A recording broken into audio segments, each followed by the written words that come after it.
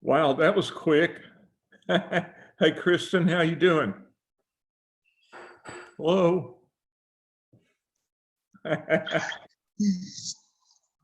Can you hear me? Yes. Good. Connor? Looks like his mic is muted.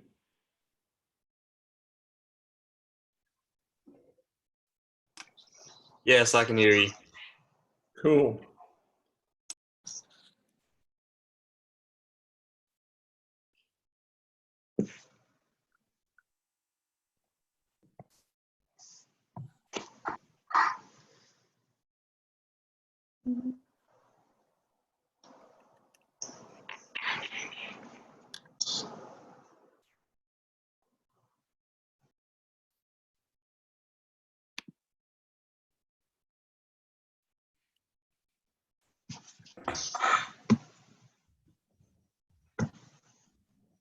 Weird time. Oh.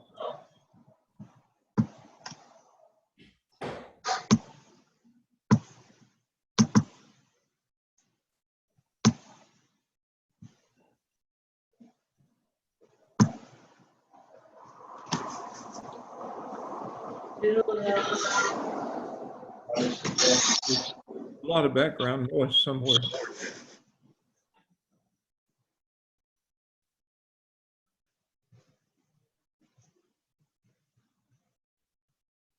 Hey, Sam.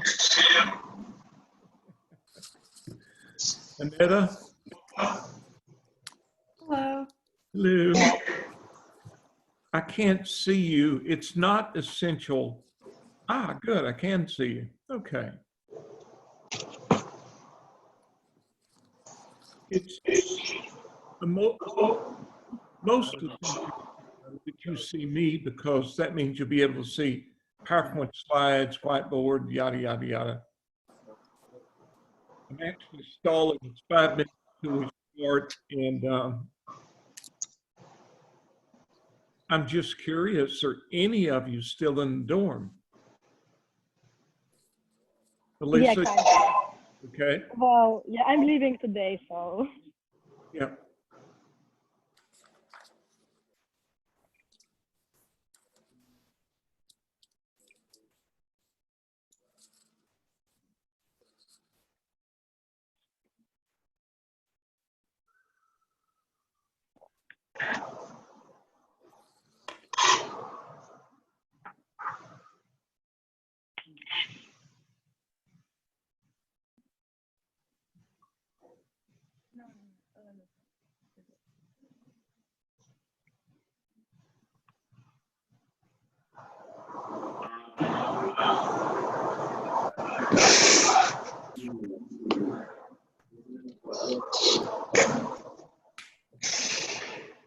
One of you has a ton of background noise going on.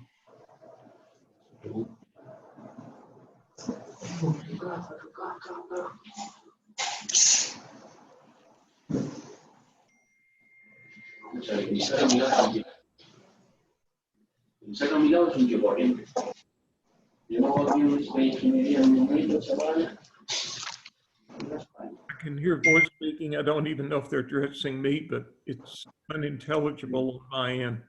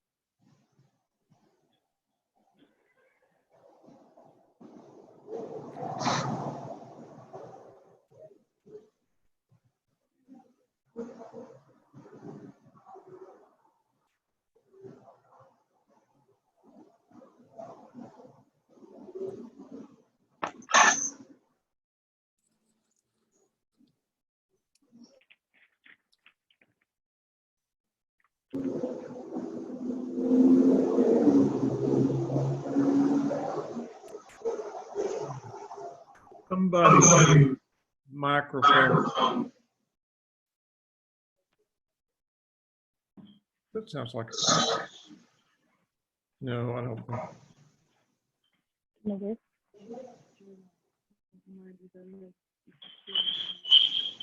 it? Look, I can see the microphones that are muted right now. Just for friends. Elisa, Mason, Sam, Kristen, would y'all mute your microphone for a second? Yeah, I just did. That did it. I think it was some kind of feedback loop. Yeah, sorry about that. Not a problem. Not a problem. I had it with my 10 o'clock class. Ah, weird times.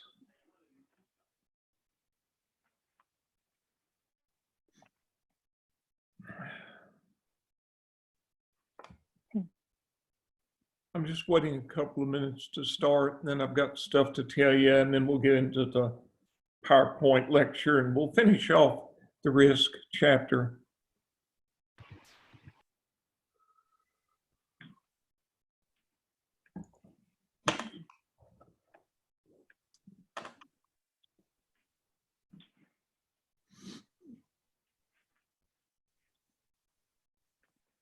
Paul, I could swear you were in my 10 o'clock class. You weren't, were you?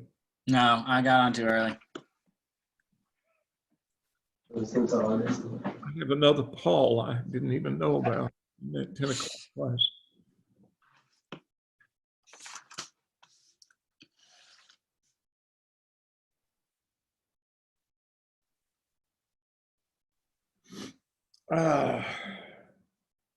How many of you guys are still on? All right.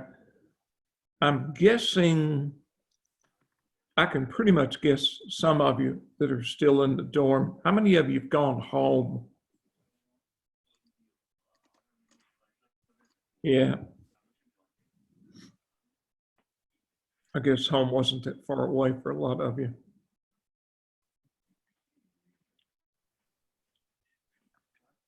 Mm-hmm.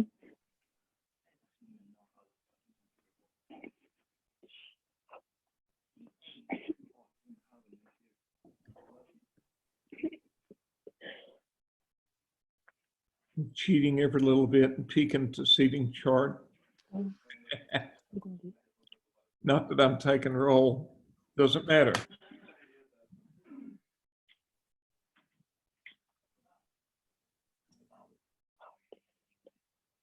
Guys, every clock I'm looking at says noon, so I'll start. All right, for beginners, here was our plan with regard to exams. How many of you can read this? Our original plan was to have an exam 3 and an exam 4. Guys, I'm getting feedback from somebody. I don't think it's me. It can't be me. I don't have any other thing going. And of course, exam 4 was just the final. And these were going to be worth 100 points each.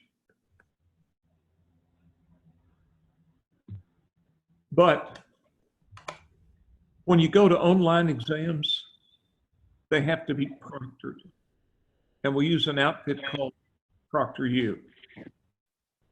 And we don't have funding for 2 more exams. So what's going to happen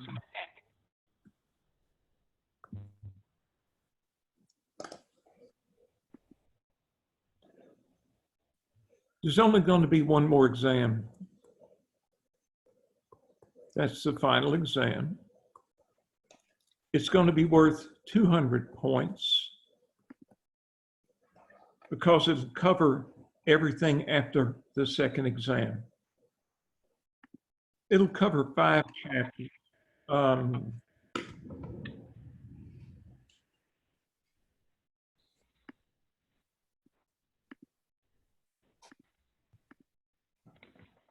Sorry, I don't have it in front of me, but we're in chapter 8, which is on risk. After that will be and by the way, we'll finish up chapter 8 today. We had done a good bit of it in class. Chapter 9 is on equity valuation. You know, we had a chapter before the second exam on bond valuation. Now comes equity valuation. And then we have 3 chapters that are all tied in together. 10 is cost of capital. 11 is capital budgeting techniques.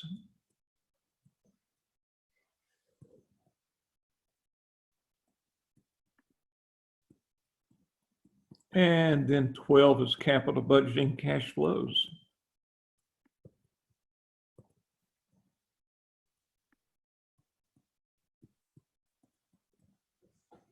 And those are the 5 chapters that remain. And your final exam will be over those 5 chapters. Since we're folding 2 exams into one, the final will be worth 200 points. You'll be allowed to have 2 memory aid sheets. We don't call them cheat sheets, remember? Memory aid sheets, sheets where you have notes, your paired notes front and back.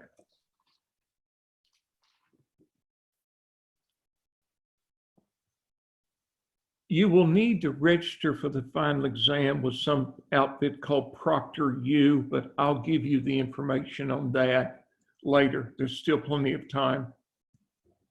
You're only required to register 72 hours before the exam, so there's plenty of time. And I believe your exam, is tentatively scheduled for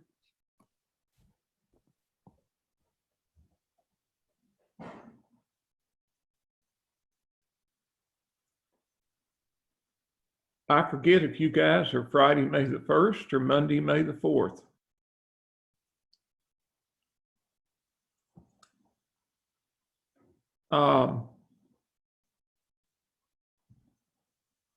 But I'll clarify that and get that information back to you. But you're not going to be taking your final till May, so we have a lot of time. Now, what I would like to do with you today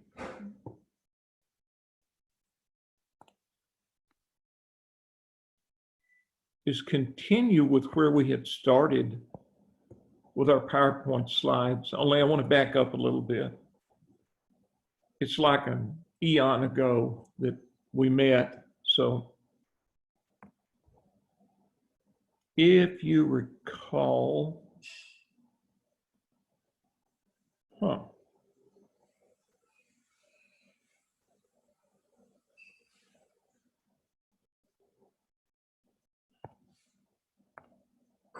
sorry guys, I'm having a little technical difficulty here. Oh, okay, here we go.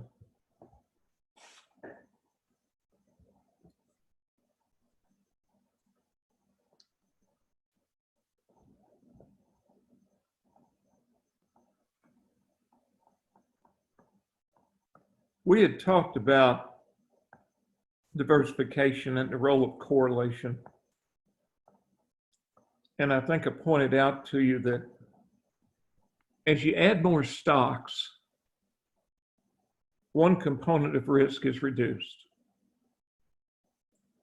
That component of risk that's reduced is what we call diversifiable risk.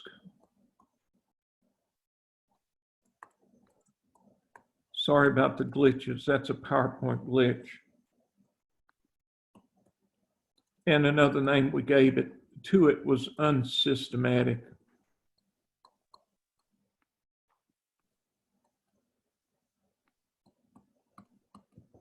You can get rid of that by diversifying.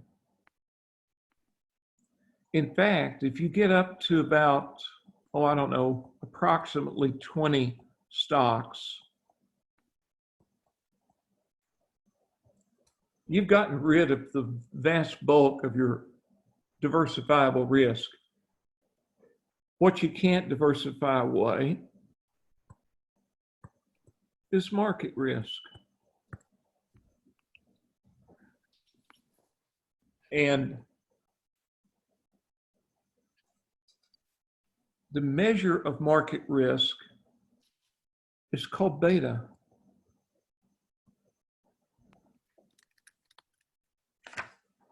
And now let me jump to where I had hoped to pick up. Key point is this: most investors are well diversified. So they don't really have to worry about diversifiable risk. All they have to worry about is market risk. And we have a model, if you'll bear with me for this slow.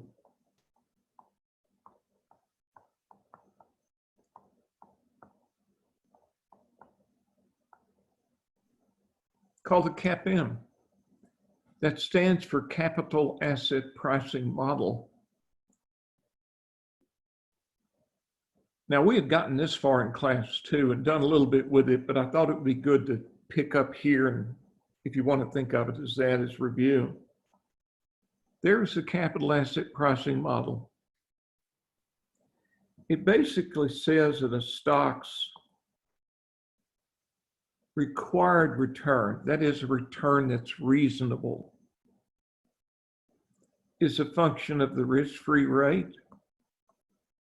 And that would be the return on treasury securities,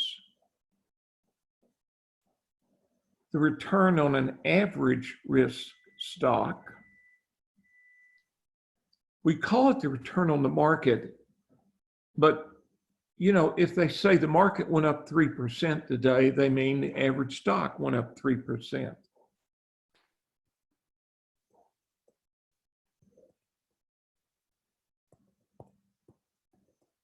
And we use the S&P 500 index as our proxy for the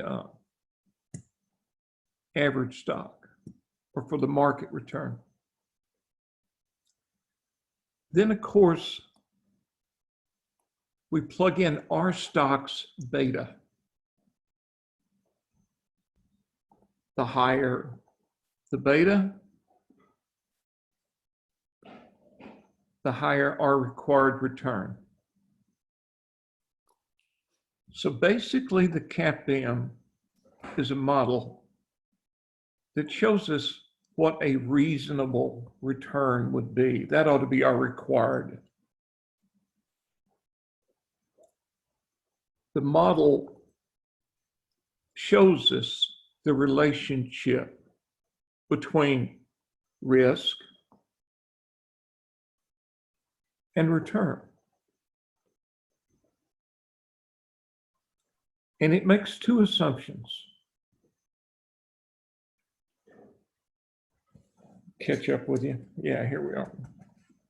It assumes investors are well diversified. I'm going to try to write on this, but I'm telling you now, PowerPoint has a glitch when you try to write on the slides. It's not me. I've read about it. There are a lot of blogs on it with practitioners. But the CAPM assumes, there it goes, investors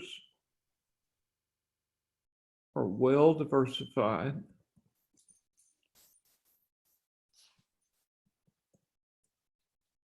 and the point of that is, that means they only worry, if you want to call it that,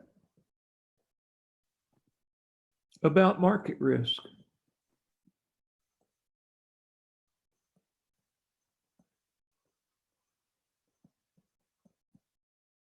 which of course is what the CAPM measures or uses, pardon me, to determine required return, beta.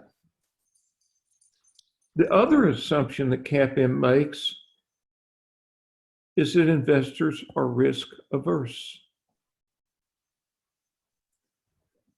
Faced with higher risk, we require a higher return. Again, with that CAPM model, let me see if I can manage to do some of this.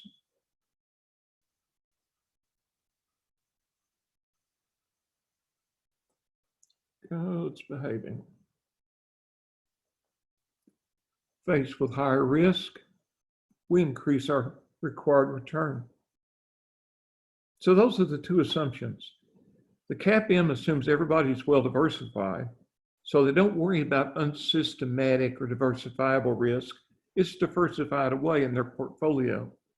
What's left is market risk, and that's what the CAPM takes into account. Now, to give you a really crude example of how this might be used, let's say we're looking at GE, and GE is above average in risk. It's got a, well, what's the beta of an average risk stock? Do you remember? The beta of an average risk stock is 1. If your stock's below average in market risk, the beta will be less than 1. If it's above average in market risk, the beta will be greater than 1. So GE is above average in risk. If we plug that into the CAPM, we find that a reasonable rate of return for GE's risk is 14.6%. The reasonable rate for... Lycan, get her. I couldn't make that out.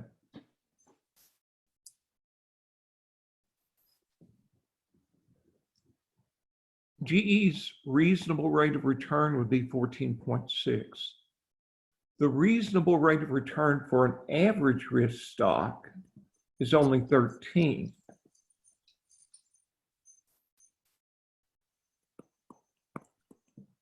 But GE is above average in risk. Its beta is greater than 1.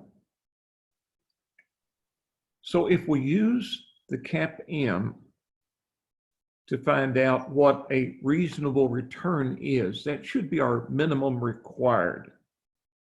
If for the level of risk we ought to get 14.6, we shouldn't settle for less than 14.6. So what if we pull out our crystal ball and our outlook for GE return depends on the state of the economy. If we're in a growth economy, we expect 25%. In a recession, 5%.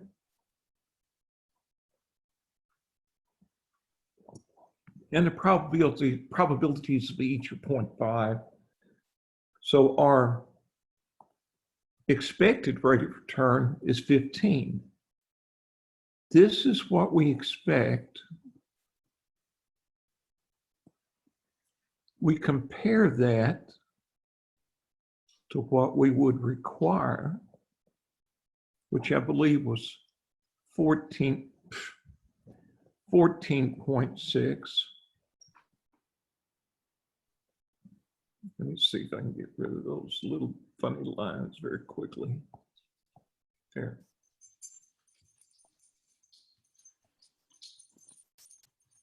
Yeah, okay. So does GE look like a good investment or a bad one? If you require at least 14.6, but you expect more than that,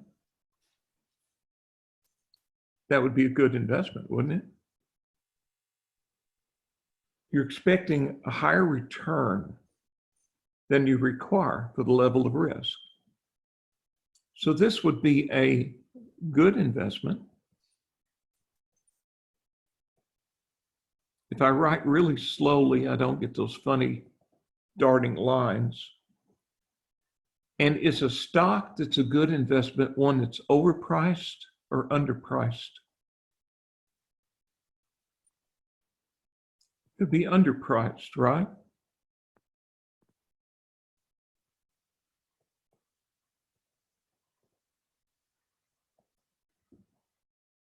Now, if we wanted to graph this,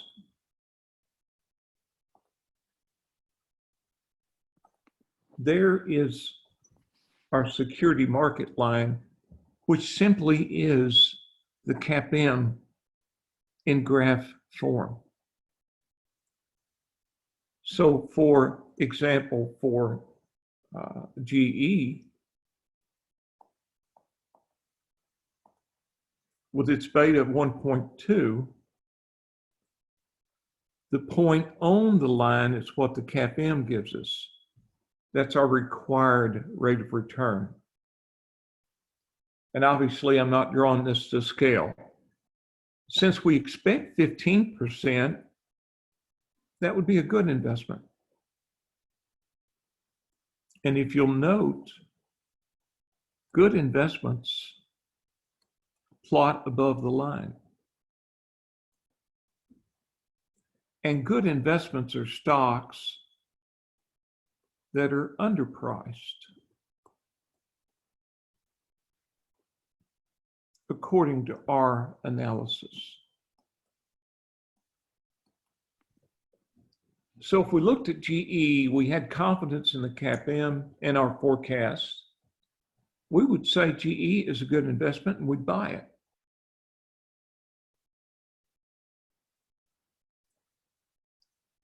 Now let's look at another stock.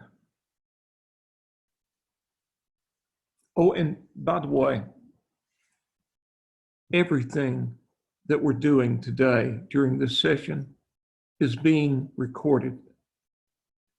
Should be available to you by tomorrow afternoon in the form of a YouTube video.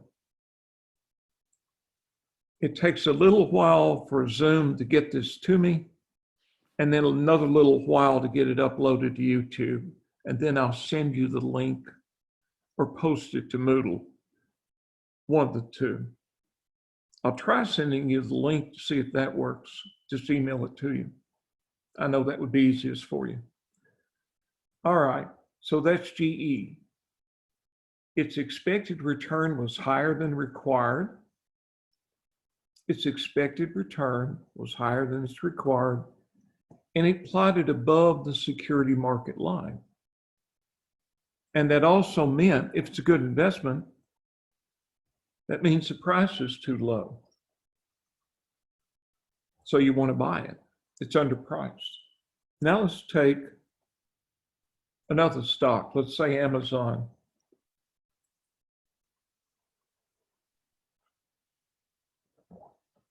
Amazon's even riskier than GE. It's got a beta of 1.9. If we run Amazon through our CAPM with its high beta, we end up with, which means it's riskier, we should get a higher return. For Amazon, you know what I did wrong? Guys, forgive me for this. That's not GE, that's Amazon, right? Make that little note in your notes, if you will. Went to sleep. Okay. Let's say we pull out our crystal ball for Amazon. We believe in a growth economy, we'd get a 22% return, in a recession 12, so our expected return would be 17%. We expect 17%, and yet we require as a minimum, what was it, 20.2?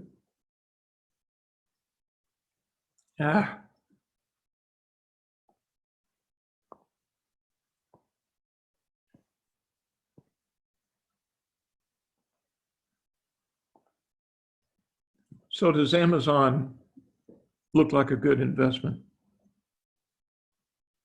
Based on its risk, we shouldn't settle for less than 20.2. We only expect 17. That suggests that it's a poor investment. The expected return isn't high enough for the risk. And that also means that the stock's price is too high in the market. It's overpriced.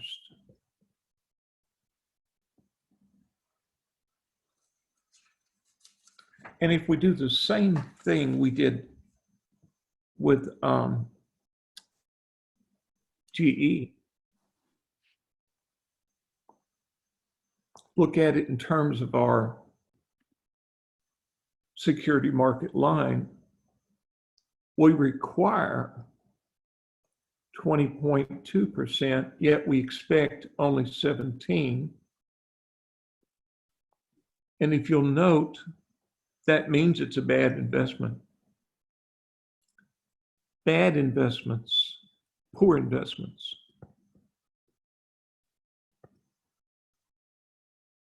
Plot below the security market line. These are the ones we would not want to invest in because we feel the stock price is too high.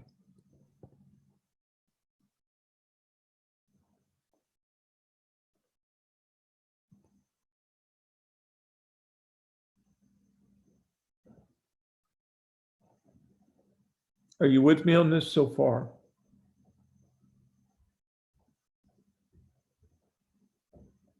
I need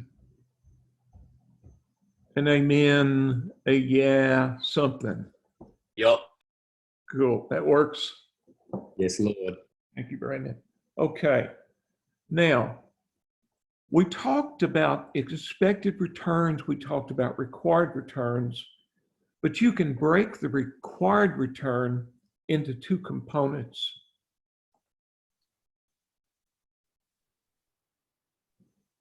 It's risk-free return and what we call the risk premium. The risk premium is the additional return we require above the risk-free rate because of risk. For GE, that risk premium is 9.6%. The risk premium on an average risk stock could be found by just plugging 1 in for beta. That's the beta of an average risk stock. And we would find that the risk premium on an average risk stock is 8%. Your author has a special name for this. He refers to this as the market risk premium.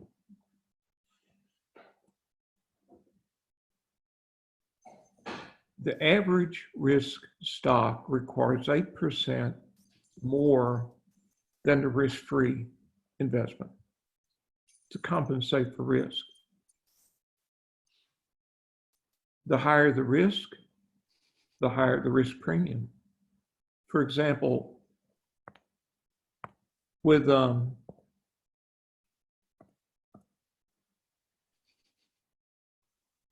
here's our CAPM. For Amazon,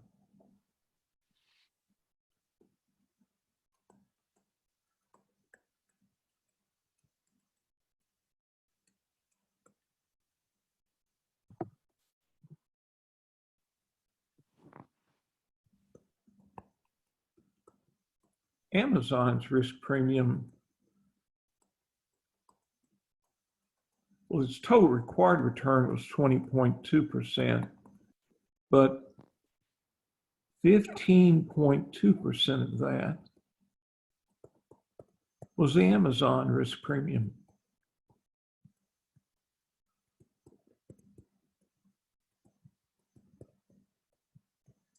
Why is Amazon's risk premium higher than GE's? Amazon's riskier than GE. Amazon has a beta of 1.9, GE a beta of 1.2.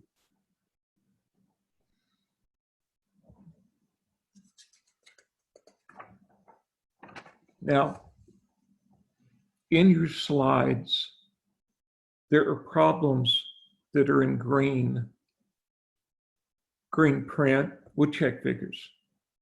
I'm going to let you try those on your own. In fact, I just worked one, didn't I? Slide 40. But what I want to do now is jump to portfolio betas. Forgive me for my slow way in doing this. Well, let me try this. This might work. Yeah. If we're going to invest in a portfolio comprised of different stocks, how do we come up with a beta for our portfolio? And the answer is, it's a simple weighted average of the betas of each stock in the portfolio, where the weights reflect how much of our total money we have in each stock. For example, let's say we're looking at a 2-stock portfolio. We've got $30,000 invested in GE, $20,000 in Amazon. So our total portfolio is worth $50,000.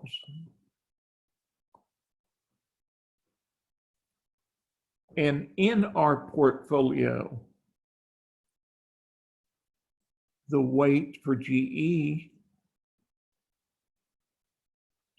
represents 30,000 of the 50.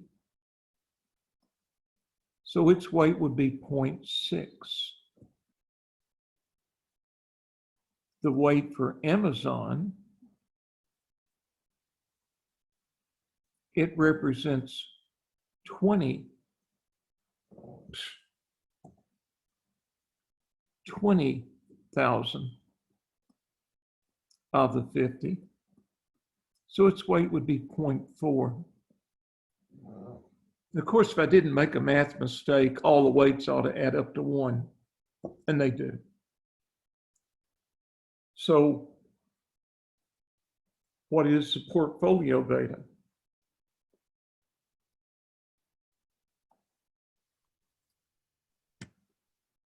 It would be let me jump to the whiteboard and do this, because I can write more easily with it. The beta of our portfolio, it would be the beta of GE times the weight for GE plus the beta of Amazon times the weight for Amazon. The beta of GE is 1.2. And GE represents 60% of our portfolio. The beta for Amazon is 1.9, and Amazon represents 40% of our portfolio. And that gives us our portfolio beta of 1.48. It's just a weighted average of the stocks that comprise the portfolio. Now, I have 2 questions for you.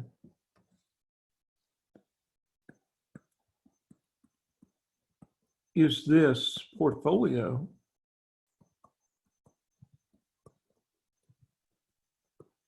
above or below average in market risk?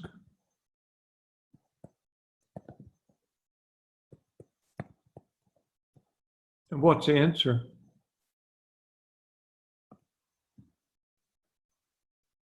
Well, what would be the beta of an average risk portfolio?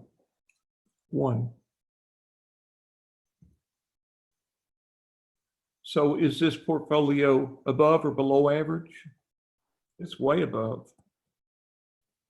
The beta of the portfolio is greater than 1. If you want to develop high risk portfolios, build them with high beta stocks. Now, second question.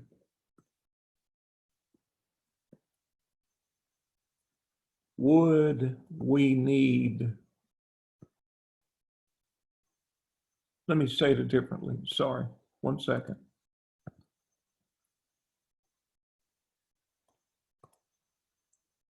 Would we be able to ignore diversifiable risk?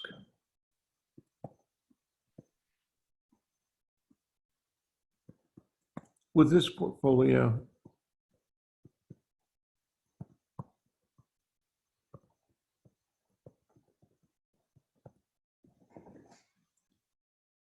How many stocks are you supposed to have to be able to be well diversified and ignore diversifiable risk? Around how many? 20. Around 20, yeah. How many stocks do we have here? 2. We only have 2 stocks. So not only would our portfolio have market risk, it would also be loaded with diversifiable risk. So why didn't I create an example with 20 stocks? It'd take a couple hours to finish the math. Are you with me on this so far? Just for grins, let's try the next problem.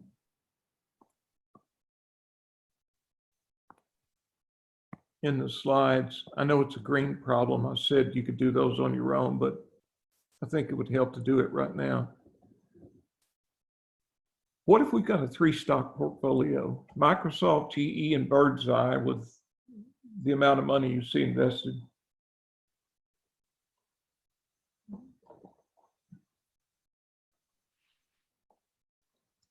That adds up to what?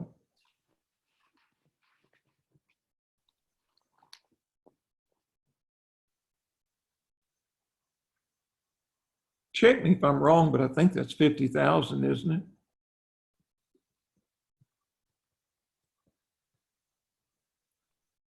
So what would be the weight for each of these stocks in the portfolio?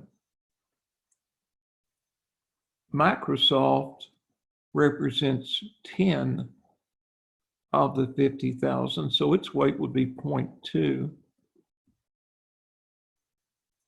GE represents 25 of the 50. So its weight would be 0.5. And Birdseye is 15 of the 50. So its weight would be 0.3. So if we were to crank out the beta for this portfolio,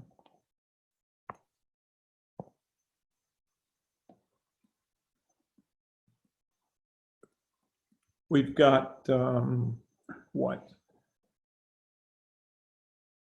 For Microsoft, a beta of 1.4 and a weight of 0.2. For GE, a beta of 1. Well, in this example, I used 1.1 and a weight of 0.5. And for Birdseye, a beta of 0.6 and a weight of 0.3. So this is awfully close to a perfectly average risk portfolio, except for one thing. With this portfolio, could we afford to ignore diversifiable risk? Could we assume it's diversified away? Yes or no? No, because how many stocks do we have now? 3, just 3, and we need around 20.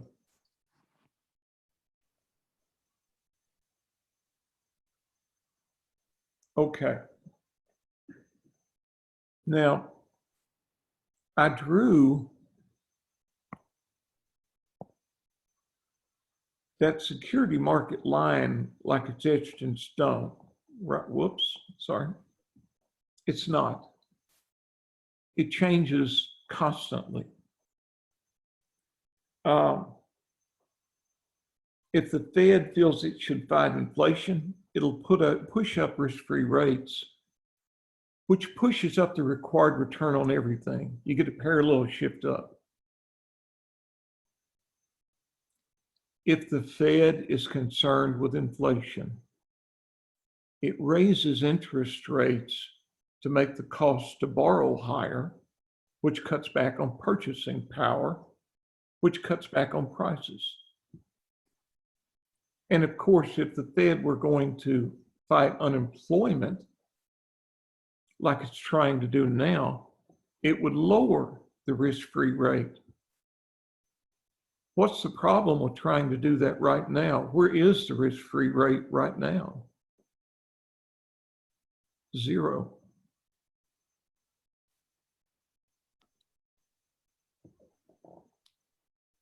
Another change, and this is timely, is when investors become more risk averse,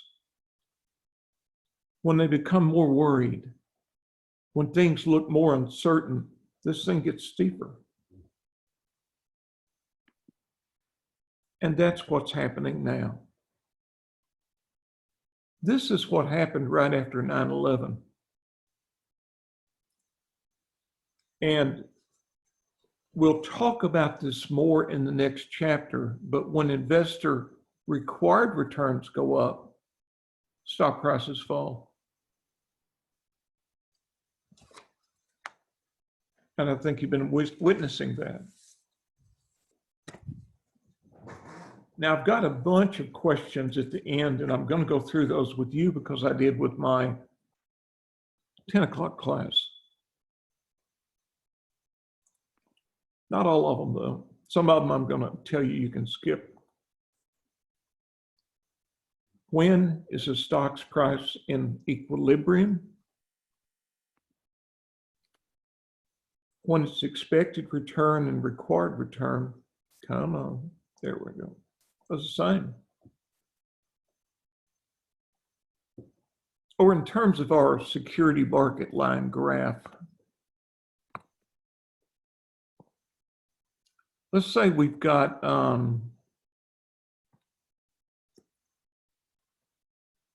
some stock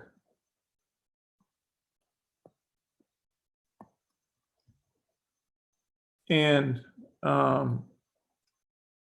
I don't know, Polo, I don't know, I'm making stuff up. Let's say the expected return on Polo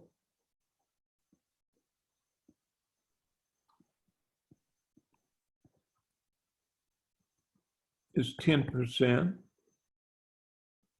And let's say the beta for Polo is 0.8.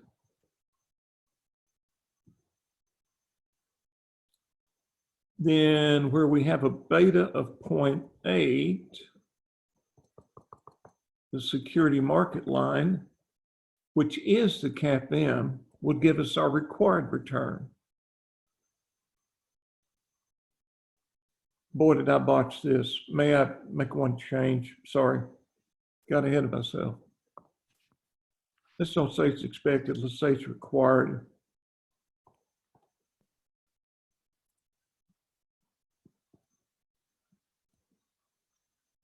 We use the CAPM, which gives us points on that line because that line is the CAPM. So our required return would be 10%. But what if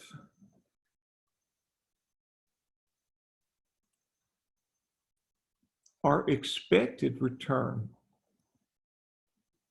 is also 10%,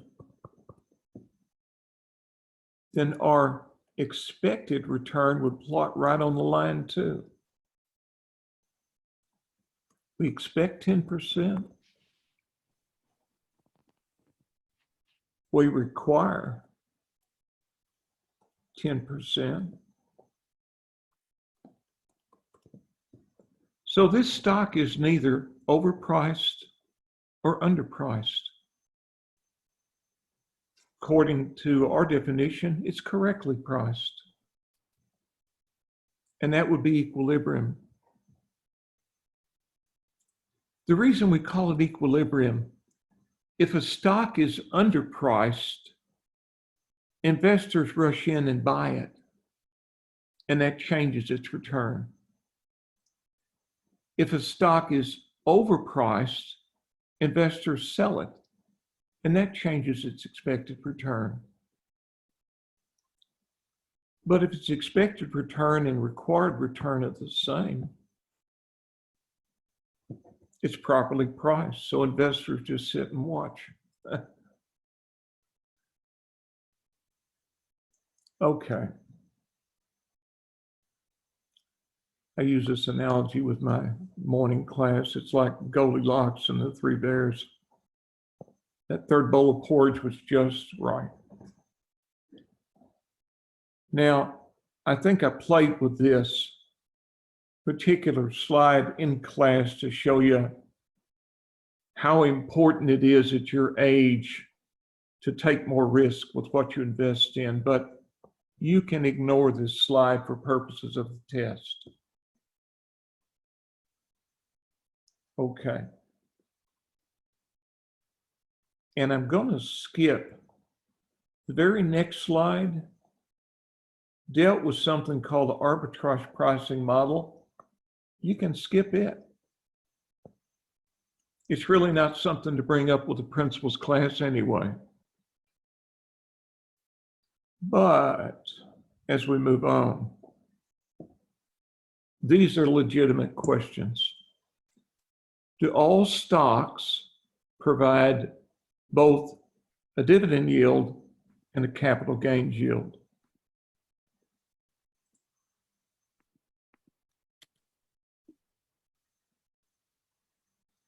Well, what's a stock got to do to provide a dividend yield?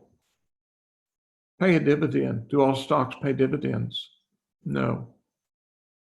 So do all stocks provide both a capital gains yield and a dividend yield?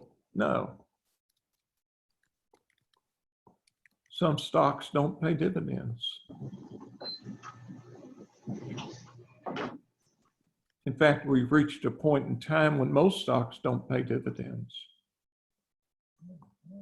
You can't have a dividend yield without a dividend. Can either of these two components of return be negative?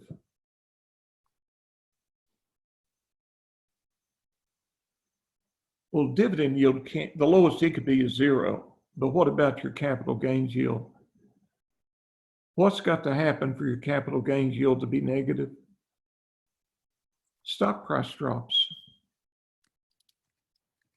So can either component of return be negative? Yes. Your capital gains yield can be negative if the stock price drops.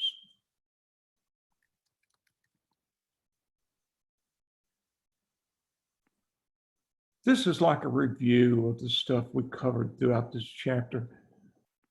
What's the weakness of using standard deviation as a measure of a stock's risk? It ignores portfolio diversification effects. In English, what that means is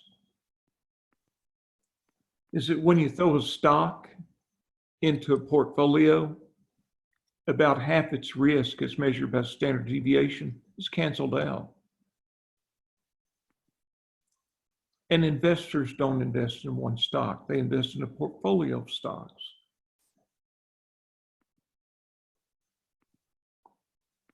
What's the variable that we use to measure market risk? Beta. What's the beta of an average risk stock? 1.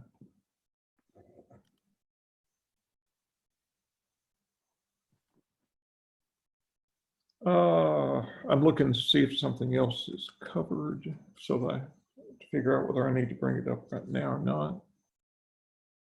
Yeah, it's covered. Okay. Roughly how many stocks do you need to be well diversified? Approximately what? Wasn't it 20 or more?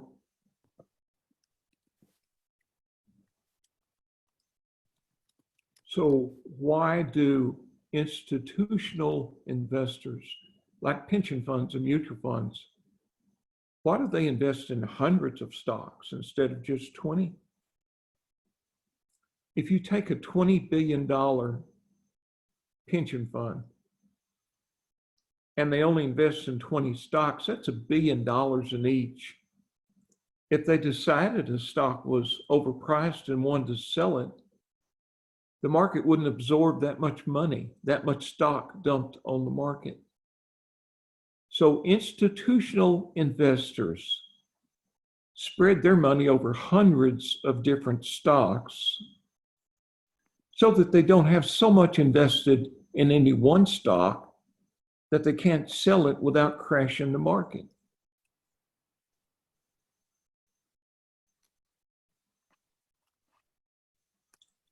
Now, we use one line to come up with a stock's beta, then another line to see what required return should go with that beta. The line we use to come up with the beta is called the characteristic line.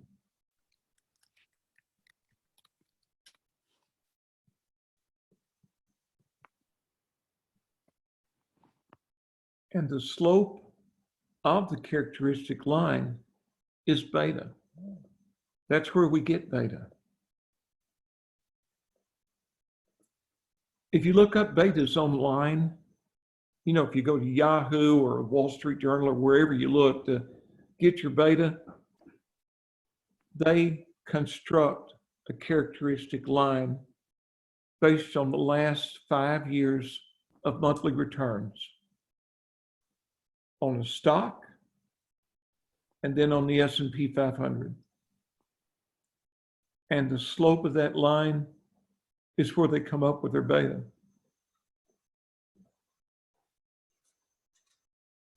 Now,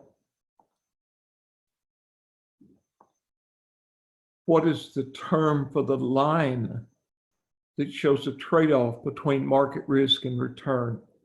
That is, what's the term for the line we use once we've got beta to find required return? That's the CAPM. Pardon me, that's the security market line. They're actually one and the same, but the line itself, security market line.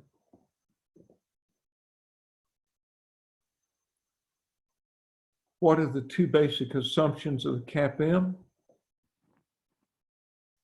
We assume investors are well diversified. They've got at least 20 stocks, so they can ignore diversifiable risk. And we assume they're risk averse, meaning the higher the risk, the higher the required return. I mean, this is the CAPM. Our required return, let's say on GE, would involve the risk-free rate. That's the return on treasury securities. The return on an average stock, the market, that's the S&P 500. And the beta of GE. Now, the higher the beta, the higher our required return. That's what risk averse means. We're not going to put our money into something that's riskier unless we can expect a higher return.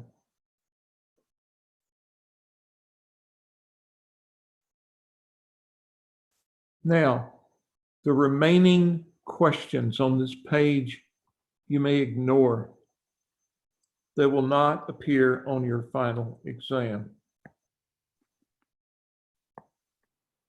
Fair enough? That's quick and easy coverage.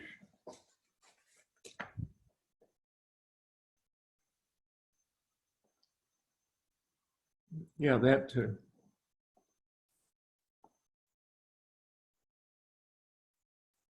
What do we use as a proxy for the market return?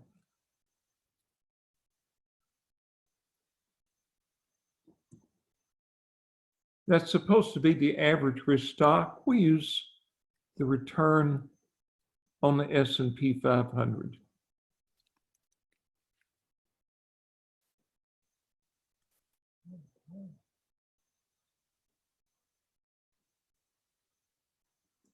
You know, today they say the S&P 500 went up 2%. Sorry. They mean the average stock went up 2%. It's a broad index of 500 different stocks, and we use that as a proxy of all stocks.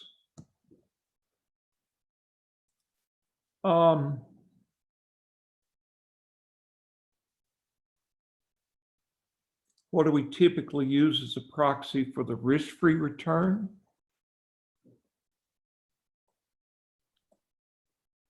We use the return on Treasury, U.S. Treasury securities.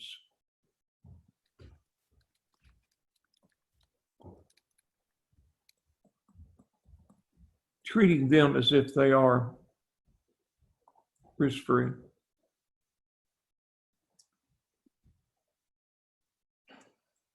What's the term for the amount by which a stock's required return exceeds the risk-free rate? That's the stock's risk premium.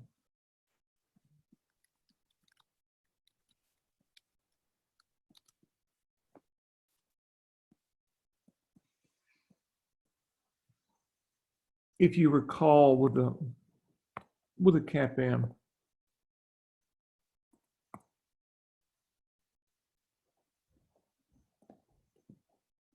some stocks return, let's say Amazon's required return.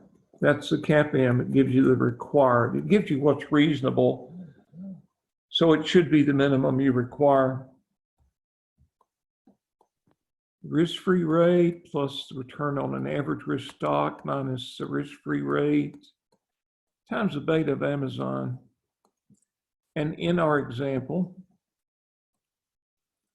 the risk-free rate was 5%. The average stock's return was 13. And Amazon had a beta of 1.9, leading to a total required return of 20.2%. But this amount above and beyond the risk-free rate, this other 15.2%, that is the risk premium for Amazon. The riskier the stock, the bigger its required return because its risk premium is bigger.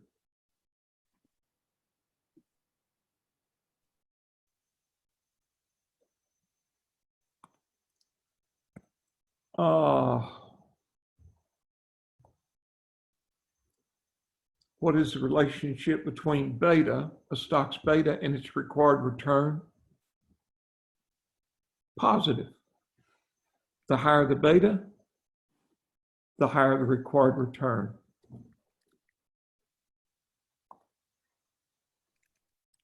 Now, which is greater if the stock is underpriced.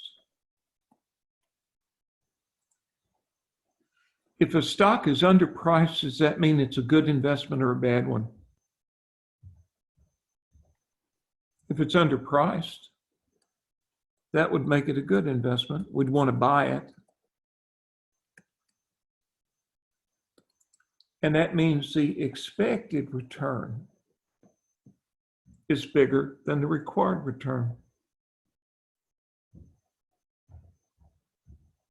And likewise, if a stock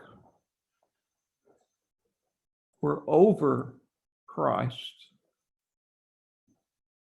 that would mean it's a bad investment. And that would mean its required return is greater than its expected return. Its expected return's not high enough.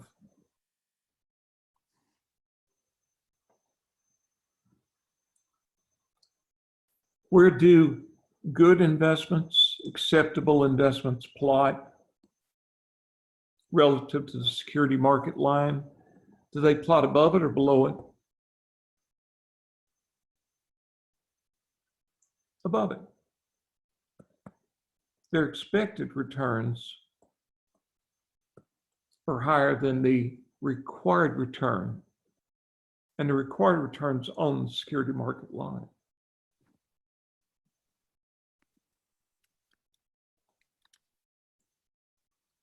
Which industrial segment is primarily populated with above average beta stocks? Durables or non-durables?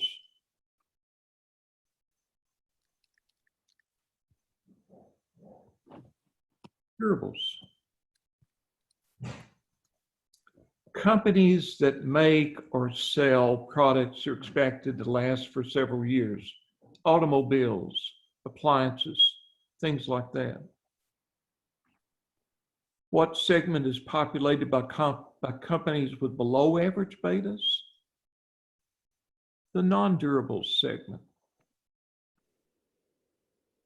Food stocks, clothing stocks, and so on.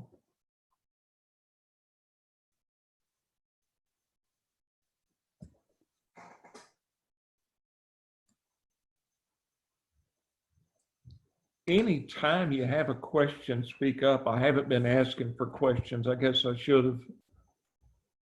Any questions on this? This wraps up the risk chapter, except for one thing. Our dean wanted you to have a little risk quiz. You're not about to have a quiz. I'm just going to go through it. But where is it? Here it is. Can you guys see this? Cool. Okay, let me see if I can slide that where all the questions show, and then I can use a marker. Question 1. The tendency for two variables, say the price of Microsoft and the price of Kroger, to move together. What kind of correlation do you have? No, that was the answer. What is the statistical measure that reflects whether two items, like two stock prices, or let's say grades and hours of study, move together or opposite? It is called correlation.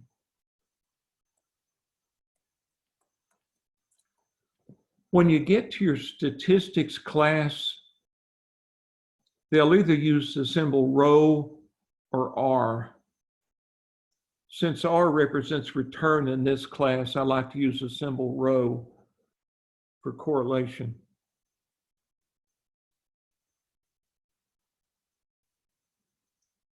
The measure to which two variables move together is that positive or negative correlation if they move together, like hours of study and grades.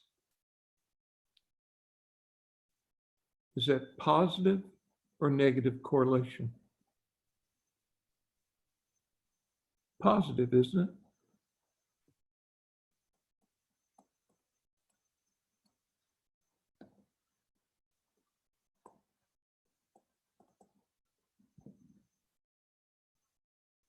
And for that matter, what if the question were,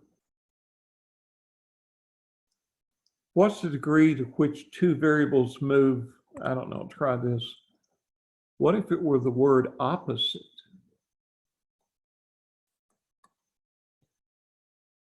Then that would be what kind of correlation? Negative.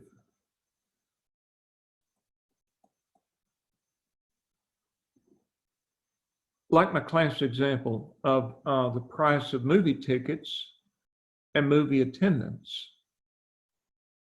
If the price of tickets go up, attendance tends to go down. They move in opposite directions. That's negative correlation. Now, the correlation coefficient can range from a -1 to a +1 or any number in between.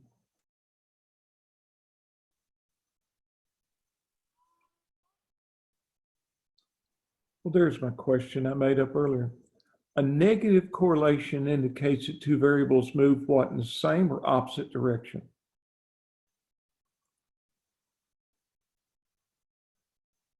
Opposite, isn't it? Like the price of movie tickets and movie attendance. The higher the price of the tickets, the lower will be the attendance. A positive, and by the way, that was negative correlation. Positive, pardon me. Yeah, oh, the author, pardon me. You're gonna like this or laugh at it. Scratch out the word negative. Our dean meant for that just to be a positive correlation coefficient indicates that two variables move in the same direction. Like I said, like hours of study and grades. The more you study, the higher your grades tend to be, so they tend to move together. And I didn't frame it this way, but in terms of this correlation coefficient, with negative correlation, the correlation coefficient is less than 0. It's negative. With positive correlation, it's greater than 0.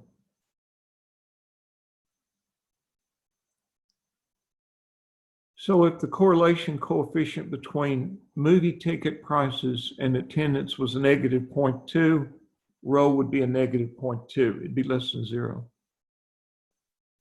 If the correlation between hours of study and grades was a positive 0.7, then the correlation coefficient will be a plus 0.7, and it'd be greater than 0.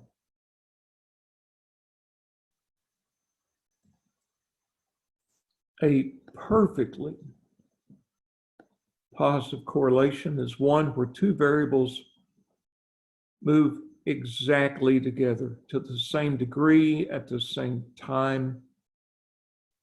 And in that case, your correlation coefficient is a plus 1.0. And if you throw together stocks that are perfectly positively correlated, you don't get any diversification benefits.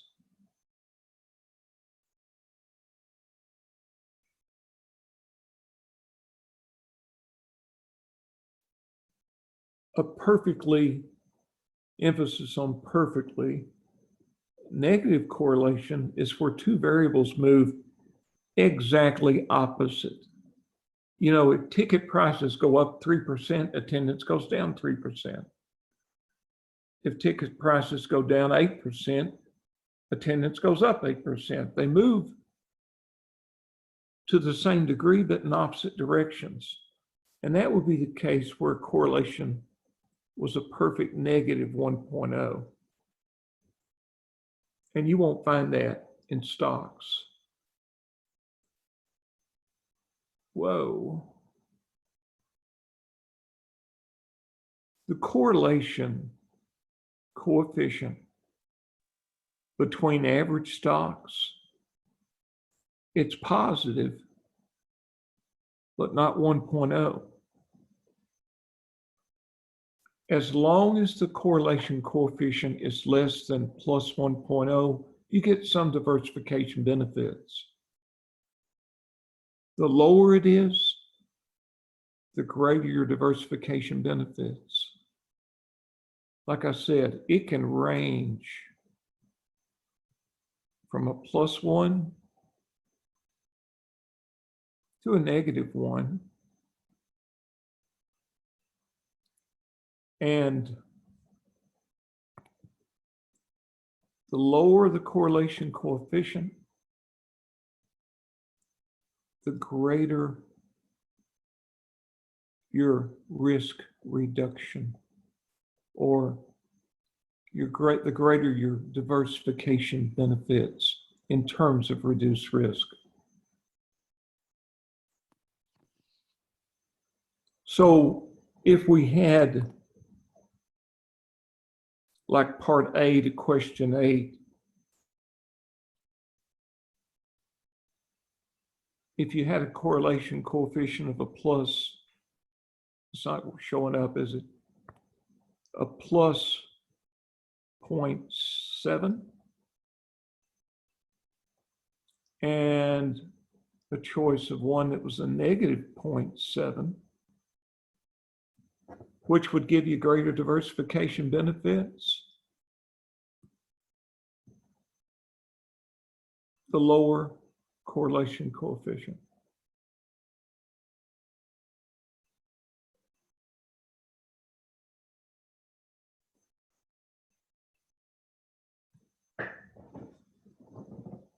Questions?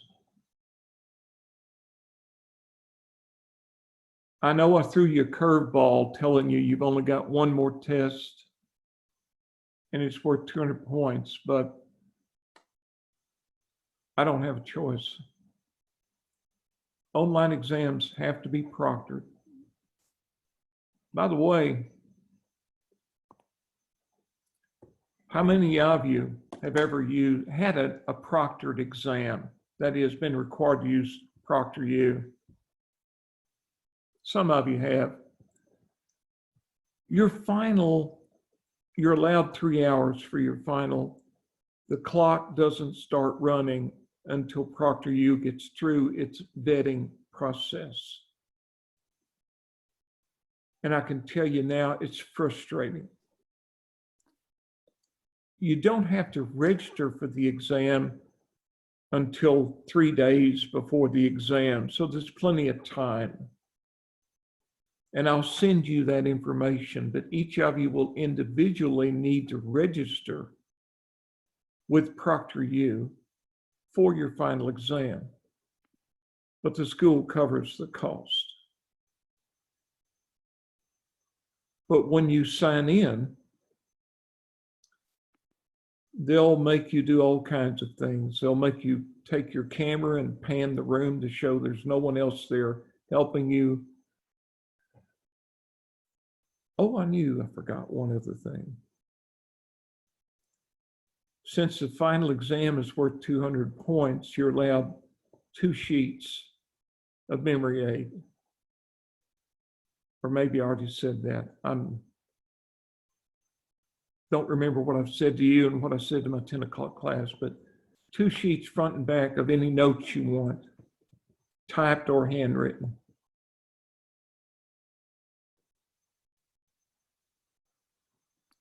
What about the composition of the final exam? 30% questions, 70% problems. Just like the earlier exams, and I'll elaborate on that as we get closer.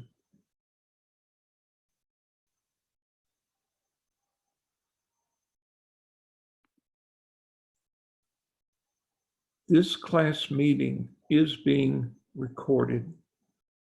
It should be available for you to view as a YouTube file by tomorrow afternoon. And likewise, when we have the Wednesday class, it'll be recorded and available probably Thursday afternoon. Do any of you have any questions before we adjourn?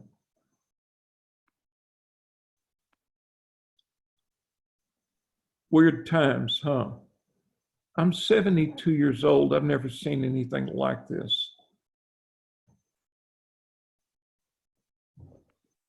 We adjust. I may have asked you this at the start of class. I can't remember, but how many of you are home now? Okay.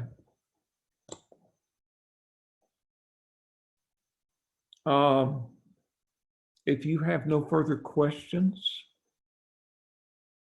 Oh, one last thing. As you start to work the green problems that are and you provided check figures, those are in the slides. And the problems I've assigned in your syllabus out of the book, you can look in the back in Appendix B and there are check figures there. If you don't arrive at the check figures, you have two options. One, you can go to the Moodle site for the class. And if you'll notice, there are forums. The Ask the Professor, the Ask the Professor.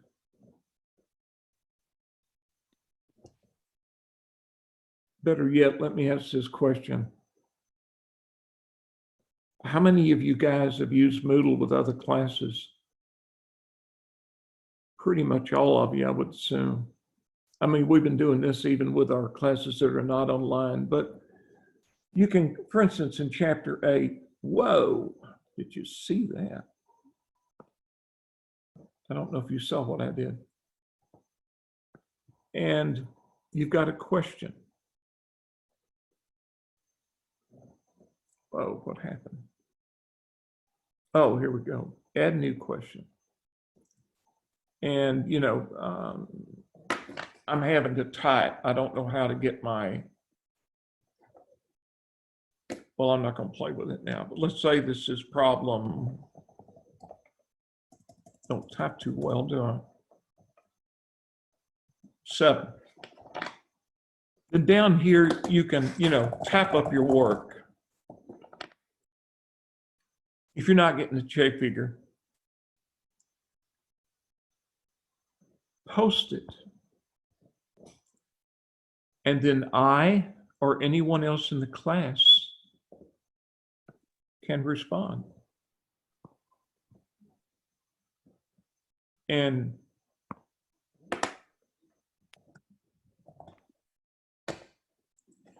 no, that was meant to be funny. I don't guess anything's funny today.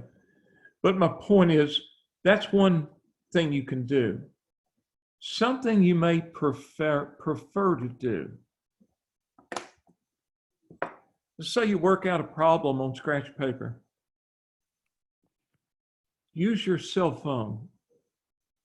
Take a picture of that work. Then email it to me. It'll be a JPEG file. I can then write on it and send it back to you. And that may be a lot easier. The difference is, though, if you take a picture and send it to me, only you and I see the problem and the work, and you may prefer that. If you use Moodle, the Ask the Professor forums, everybody in the class can see the question and the response. I'm fine either way. I figure I'll see both. Now I think that's it. Any other questions before we adjourn? When will our next meeting be? Wednesday. Wednesday at noon. I'll send you a link for that Zoom meeting. Okay, guys, stay safe.